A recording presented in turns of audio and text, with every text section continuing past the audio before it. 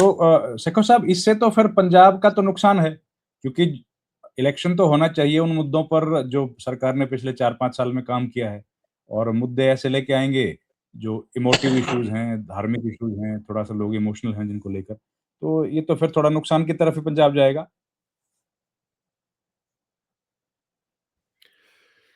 जी, खेल सर यहाँ है कि ये तो आप देखिए कि बहुत इंटरेस्टिंग है। जो लोगों के मुद्दे पहली सरकारों ने भी ऐसे किया। और हुँ, हम तो भी यही बात कह रहे थे कि हमारी सबसे बड़ी त्रासदी है कि हमारे पास लीडरशिप नहीं है, लीडर बहुत है। विज़न जिसका होना चाहिए, जिसकी कमिटमेंट होनी चाहिए। लोगों के मुद्दे ये नहीं कि मुख्यमंत्री या जो सरकार है जो रिलीजियस इंस्टीट्यूट ऐसी अननेसेसरी कन्फ्रंटेशन करे। लोगों के मुद्दे क्या थे? करप्शन का मुद्दा था, जैसे सर ने भी बताया। रेत बजरी वैसे चल रही है, दारू का काम भी वैसे चल रहा है, करप्शन भी उसी तरीके से है, रदर और बढ़ गया, गैंगस्टरिज्म और बढ़ गया ज्यादा, लाइफ की सिक्योरिटी जो है, इनसिक्योरिटी और ज्यादा बढ़ गई।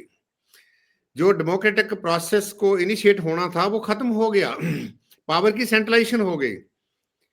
कोई पॉलिटिकल एजेंडा नहीं है, कोई पॉलिटिकल विचारधारा नहीं है, कोई रोड मैप नहीं है, कोई लोगों की कंसेंट नहीं है, और बिल्कुल दिल्ली दरबार है। वो जो जैसे वो देखते हैं पंजाब जो स्टेट ऐसे नहीं है जैसे जो केजरीवाल साहब और मनीष सिसोदिया देखते हैं। पंजाब बिल्कुल अलग तरीके से है। लोगों ने बहुत बड़ा विश्वास किया इनके ऊपर। ये बात ठीक है कि रवायती पार्टियों के बड़े बड़े लीडर जो जो कभी सोचा नहीं था सपने में कि लोग उनको भी घर का रास्ता दिखा देंगे, उन लोगों ने वो किया। क्या मुद्दे थे इनको पता है? क्या मुद्दे थे? लॉ एंड ऑर्डर का मुद्दा था, सिस्टम जड़ा सी उन्होंने फंक्शनल बनाना मुद्दा था, उसमें लोगों की जो लाइफ की सिक्योरिटी बनाना था, करप्शन को खत्म करना मुद्दा था, महंगाई जैसे भी रुकनी उसको होना चाहिए था, रेत बजरी का जो सिस्टम ये जो गुंडागर्दी खत्म होनी चाहिए थी, लोगों को जो खास करके पीआरई है, पंचायती राज इंस्टीट्यूशंस, उनको और डिसेंट्रलाइज करने की बात थी। ये सारे मुद्दे थे, धार्मिक मुद्दे भी थे। फिर रिजॉल्व पर लोग समझते हैं ये सरकार का काम नहीं है। सरकार का काम है उसको रिजॉल्व करना। सरकार का ये मतलब नहीं है यहाँ कन्फ्रंट करना। यहाँ तो मुख्यमंत्री कन्फ्रंटेशन पैदा कर रहा है। इसीलिए हम कहते हैं कि वो सरकार में है, उसकी जिम्मेवारी और है। वो कॉन्स्टिट्यूशन मुखिया है। वो जैसे चैलेंज कर रहा है, जैसे नरेटिव बिल्ड कर रहा है, जैसे वो कर रहा है, वो ठीक नहीं है। मुद्दे और कोर इश्यू तो और साइड में हो गए। पंजाब बॉर्डर स्टेट थी और 50% बॉर्डर स्टेट बढ़ा दिया उसको जाके। ड्रग का इशू दिन दिन बढ़ रहा है। कितने युद्ध शुरू करेंगे ड्रग के खिलाफ? कितना नशा आ रहा है? गवर्नेंस का पार्ट बिल्कुल मिसिंग है। जो पॉलिसी बनती है, कैसी कौन पॉलिसी बना रहा है, कौन कंट्रोल कर रहा है पंजाब को? मुख्यमंत्री साहब का तो यही था कि असर्ट करता है। इसने 92 दिल्ली वालों ने थोड़े दिए थे, पंजाब ने दिए थे ना, भाई असर्ट करो, आप लकीर खींचो, आप दिल्ली दरबार से अलग होके पंजाब को सेंटर में लेके आओ। लोग मसले खुल हद कर लेंगे। अभी भी क्राइसिस में है। ये जो देश के लोग हैं, जो पंजाब के लोग हैं, बड़े बड़े पंजाब के, तो पहले भी बहुत बड़े बड़े मसले आए। उनको आप कॉन्फिडेंस में तो लो, उनसे कंसल्ट तो करो। कितना बड़ा डायस्पोरा है, इनकी पीठ पे खड़ा था आके, क्या किया इन्होंने आके, किस किस्म के कारनामे किए। पंजाब को जितने, पंजाब हमेशा, जहां हरियाणा भी ये स्टेट है, नेशनल मुद्दे के ऊपर जो लोगों के खिलाफ होते हैं उसके खिलाफ हमेशा खड़ा। सीए की बात देख लीजिए, लोग खड़े हैं, ये नहीं खड़े हुए। 370 के खिलाफ पंजाब के लोग। अकाली दल क्यों डिक्लाइन में गया?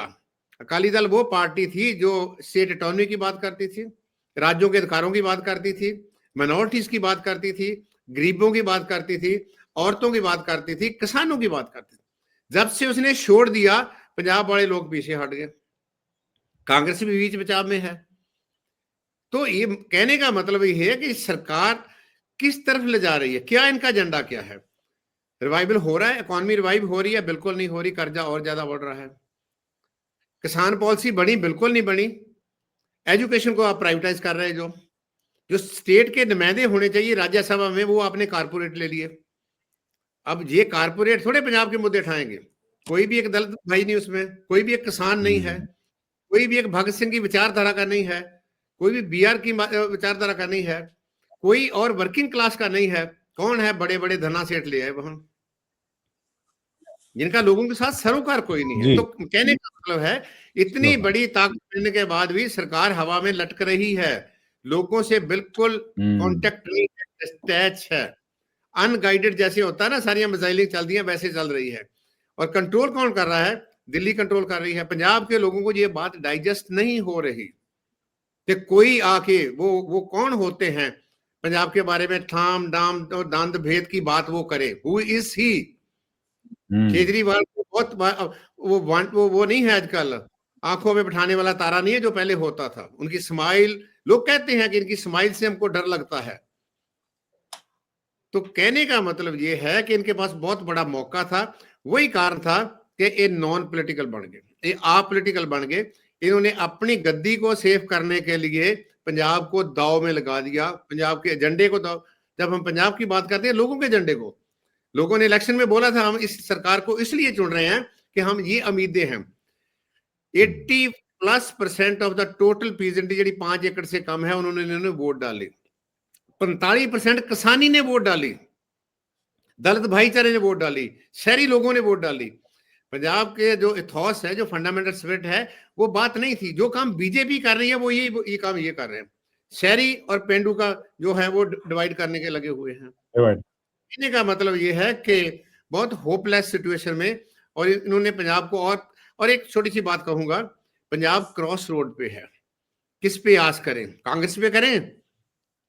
लोगों ने 2024 की जो पार्लियामेंट चुनाव में कांग्रेस को मेजॉरिटी से ज्यादा सीटें दे दी, म्यूनिसिपल कारपोरेशन कमेटीज में दे देती, पर वो लीडर क्या कर रहे हैं? आज उनकी मनरेगा में रैली थी, उनको पूछो कि मनरेगा का जो इशू है उसी की वजह से आपको सेकंड टेन्योर मिली थी, आप क्या कर रहे हो? असल में जो कांग्रेस पार्टी की स्टेट लीडरशिप है, जो नेशनल लीडरशिप है, ये भी बिल्कुल इनका कोई ऑर्गेनिक कॉन्टेक्ट नहीं है। दूसरा अकाली दल रहा, बिल्कुल हाशिए पे है। बीजेपी खेला खेल रही है। इनको लगता है कि हम बीजेपी के रास्ते ये भी चले हुए हैं, वही एजेंडा है।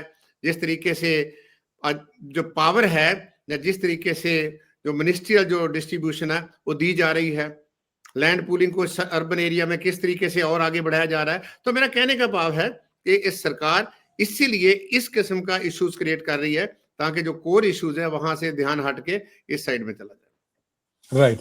तो सिंधु साहब, ये सब तो जो शेखों साहब बता रहे हैं, इसके हिसाब से तो बीजेपी के लिए रास्ते खुल रहे हैं पंजाब में।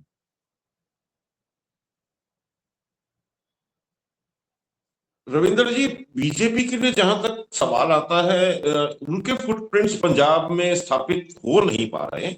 आप देखिए कि पंजाब के जो भारतीय जनता पार्टी के अध्यक्ष हैं सुनील जाखड़, उनकी स्थिति क्या है, उनकी भूमिका क्या है? पंजाब के लिए अभी तक वो ऐसा कोई भी बड़ी उपलब्धि हासिल नहीं कर पाए। हालांकि केंद्र में भारतीय जनता पार्टी की सरकार है और भारतीय जनता पार्टी की जो नीतियां केंद्र के द्वारा राज्यों के लिए प्रस्तुत की जा रही हैं, उसमें बार बार उनको जाके केंद्र को समझाना पड़ता है और वो बताते हैं लोगों को कि मैंने ये समझाया और इस नीति को वापस करवा दिया। तो उसके अलावा भी अभी अगर पैमाना देखें तो जो अभी जिला पंचायत समिति के चुनाव हुए हैं, जिला परिषदों के चुनाव हुए हैं, उनमें एक तरह से भारतीय जनता पार्टी को, जो पहले माना जाता था कि शहरों और कस्बों की पार्टी वहां तक फैल उनके समर्थक हैं, वहां भी उनको वोट बहुत कम मिला है। तो उस संकेत को अगर नापे तो कह सकते हैं कि बीजेपी के लिए वहां कोई ज्यादा अभी संभावना दिखाई नहीं देती। लेकिन जैसा कि मैंने पहले कहा कि इनका जो अपना उद्देश्य है, राजनीतिक उद्देश्य, वो ये है कि ये एक पंजाब के लोगों को फिर दोनों रवायती पार्टियों के आने का एक डर दिखाएं और अपना रास्ता बनाएं। क्योंकि इन्होंने चुन किसको लिया है? अपना विरोधी या मुख्य विरोधी या अपना दुश्मन अकाली दल को। कांग्रेस पे अप्रत्यक्ष रूप से उनके ऊपर ये इल्जाम लगाया जा रहा है या उनके ऊपर, और उनकी अपनी कार्यशैली भी ऐसी ही है जिसमें वो अपने अपने गुटों में बटे हुए हैं। उनके मतभेद उजागर हैं, वो एकजुट दिखाई नहीं देते। तो इस प्रकार से ये जो परिस्थितियां हैं और ये जो एक अवधारणा वहां बनाई जा रही लोगों में, वो धारणा इनका राजनीतिक हित साधती हुई ऐसा लगता है, और उसको ही ये आगे बढ़ाने की कोशिश कर रहे हैं।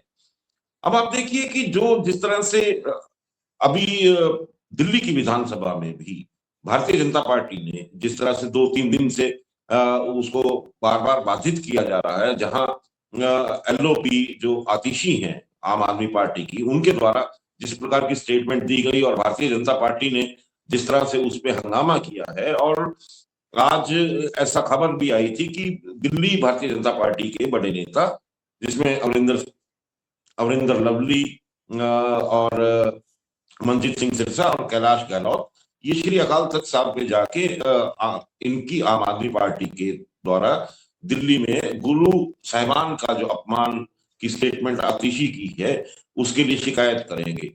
अब आप देखिए कि इधर भारतीय जनता पार्टी भी ये कह रही है कि ये सीधा सीधा कन्फ्रंटेशन कर रहे हैं, गुरु साहिबान का अपमान कर रहे हैं, और उधर मुख्यमंत्री भगवंत मान जिस प्रकार से बार बार वो अलग अलग मंचों से कहते रहे कि मुझे बुलाया जाए तो मैं सारे सबूत लेके पहुंचूंगा, अब वो श्री अकाल तख्त साहब पे जाते हुए ये कह रहे हैं कि वहां जो भी बातचीत हो वो सारी लाइव टेलीकास्ट होनी चाहिए।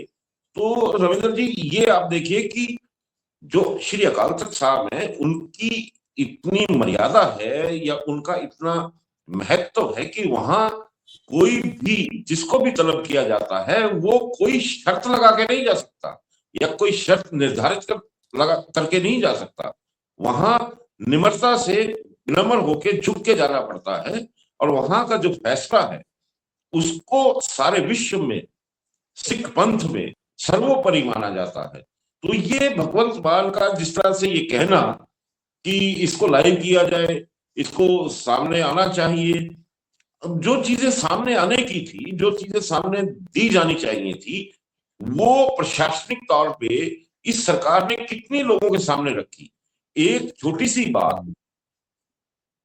सी बात कि वो जब विदेश में पीछे से उनका जो स्टेट हेलीकॉप्टर होता, उसको अगर डाटा ट्रैकिंग रिकॉर्ड से एक ये कह लीजिए कि एक जर्नलिस्ट, वो आरटीआई एक्टिविस्ट है, जिन्होंने उसको स्टेटमेंट को उजागर किया, अपने फेसबुक वॉल पे पोस्ट किया, उसको कई जर्नलिस्ट ने आगे बढ़ाया, तो उनमें से 10 लोगों पे इस सरकार के द्वारा मुकदमा दायर किया, एफआईआर किया गया। वो हमने जिक्र किया, पिछली बार हमने चर्चा की। हाँ, तो इस प्रकार की जो घटनाएं हैं, अगर इनको ऐसे ही उजागर करना है सबूतों के साथ, तो ये घटना उजागर करिए ना सबूतों के साथ, आप एफआईआर क्यों करते हैं? तो ये जो इनका एक दोहरा मापदंड है, ये अपने आप में ही प्रश्न खड़े करता है कि किस प्रकार से ये प्रशासन या इनकी जो रणनीति है वो किस तरह से अपने राजनीतिक लाभ के लिए किस हद तक किस तरह के प्रयोग कर सकती है। राइट।